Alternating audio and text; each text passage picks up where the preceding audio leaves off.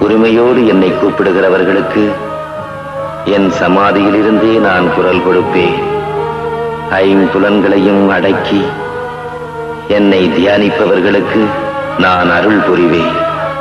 பக்தி விசுவாசத்தோடு என் சந்நிதிக்கு வருகிறவர்கள் நதி சமுத்திரத்தோடு சங்கமம் ஆவது போல் என்னுள் கலந்து போவார்கள். அகங்காரத்தை மறந்து அஞ்ஞான இருளை விரட்டி நிலையான தவத்தோடு என்னை நினைக்கிறவர்களை நான் நிழலாக தொடர்ந்து காப்பாற்றுவேன். பக்தர்களே, எனக்காக வேதனைப்படாதீர்கள். உங்கள் உள்ளத்தில் உள்ள மூர்க்கமான ஜாதி மத குல பேதங்களை மறந்து சமாதானத்தோடு வாழுங்கள். எல்லாருடைய கடவுளும் ஒன்றே என்றும் மனிதரெல்லாம் ஒன்றே என்றும் சமத்துவத்தோடு ஒற்றுமையாக வாழ்க்கை நடத்துங்கள்.